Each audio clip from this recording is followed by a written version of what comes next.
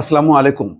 মার্কিন যুক্তরাষ্ট্র ইরানের উপর যে হামলা চালিয়েছে সেই ব্যাপারে বিশ্ব এখন সরব হতে শুরু করেছে। বিশেষ করে শক্তিধর দেশগুলো এটাকে আন্তর্জাতিক আইনের লঙ্ঘন এবং স্বাধীন সার্বভৌম দেশের উপর হস্তক্ষেপ হিসাবে বর্ণনা করেছে। অন্যদিকে ইরানের সকল সরকারি সংস্থা, সশস্ত্র বাহিনী, সরকার সবাই একযোগে বলছে যে এটি চরম বিশ্বাসঘাতকতা এবং এই হামলার জন্য যুক্তরাষ্ট্রকে তার পরিণতি ভোগ করতে হবে।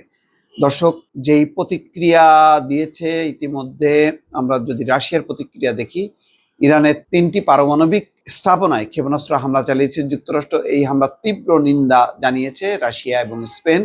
রুশ পররাষ্ট্র মন্ত্রণালয় এক বিবৃতিতে বলেছে, একটি স্বাধীন সার্বভৌম রাষ্ট্রের ভূখণ্ডে ক্ষেপণাস্ত্র এবং বোমা হামলার যে দায়িত্বজ্ঞানহীন সিদ্ধান্ত নেওয়া হয়েছে তা যে যুক্তিতেই তুলে ধরা হোক না কেন, তা আন্তর্জাতিক আইন, জাতিসংঘ সনদ এবং নিরাপত্তা পরিষদের প্রস্তাবের স্পষ্ট লঙ্ঘন। বিবৃতিতে আরও বলা হয়, আমরা এই আগ্রাসন বন্ধের আহ্বান জানাই এবং রাজনৈতিক এবং কূটনৈতিক পথে ফেরার পরিবেশ সৃষ্টির লক্ষ্যে জোরালো প্রচেষ্টার উপর গুরুত্ব আরোপ করছে। অন্যদিকে চীন একইভাবে কঠিন প্রতিক্রিয়া দিয়েছে।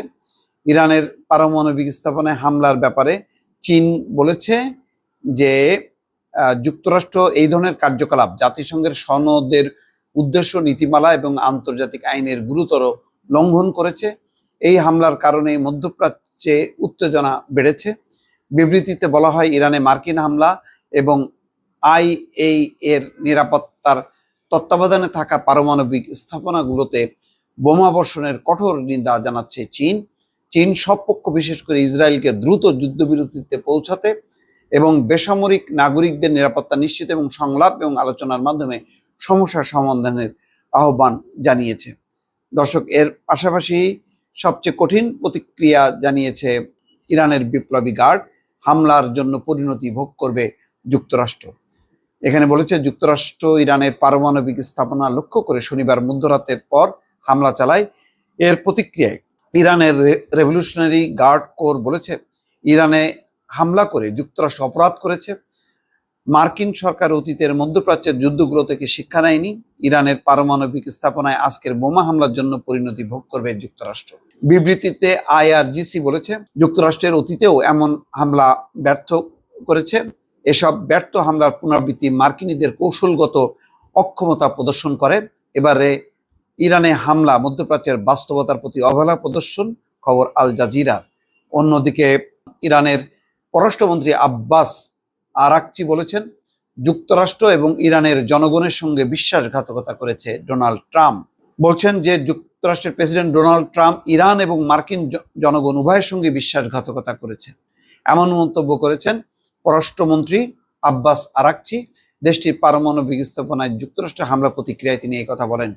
টেলিভিশনে প্রচারিত এক অনুষ্ঠানে আরাকচি বলেন, যদিও প্রেসিডেন্ট ট্রাম্প যুক্তরাষ্ট্রের ব্যয়বহুল যুদ্ধে অংশগ্রহণের অবসান ঘটনার একটি প্ল্যাটফর্মের উপর নির্বাচিত হয়েছিলেন, তিনি কূটনীতির প্রতি আমাদের প্রতিশ্রুতির অপব্যবহার করে কেবল ইরানের সাথেই বিশ্বাসঘাতকতা করেননি, বরং একজন ওয়ান্টেড যুদ্ধাপরাধীর মিশনে আত্মসমর্পণ করে তার নিজস্ব ভোটারদেরও প্রতারিত করেছেন। মার্কিন হামলার পর ইরানের আলোচনায় ফিরে আসার জন্য কি কি শর্ত থাকবে জানতে চাইলে ইরানের পররাষ্ট্রমন্ত্রী বলেন, ইরানকে কূটনীতিতে ফিরে যেতে বলা অপ্রাসঙ্গিক। আমরা কূটনীতির মাঝামাঝি ছিলাম। আমরা যখন যুক্তরাষ্ট্রের সঙ্গে আলোচনার মাঝপথে ছিলাম তখন ইসরায়েলেরা হামলা চালিয়ে তা উড়িয়ে দেয়। ইউরোপীয় নেতাদের সাথে আমরা আলোচনার মাঝখানে ছিলাম, এবার যুক্তরাষ্ট্র হামলা চালিয়ে এটি উড়িয়ে দিল। তাই ইরান নয়, বরং যুক্তরাষ্ট্র কূটনীতির সাথে বিশ্বাসঘাতকতা করেছে, তারা আলোচনার সাথে বিশ্বাসঘাতকতা করেছে, আরাকচি যোগ করেন। কঠিন প্রতিক্রিয়া দর্শক, এটি হবেই, কেননা মার্কিন যুক্তরাষ্ট্রের এই হামলা সারা মুসলিম বিশ্বকে হতবাক করেছে, হতাশ করেছে, ক্ষুব্ধ করেছে।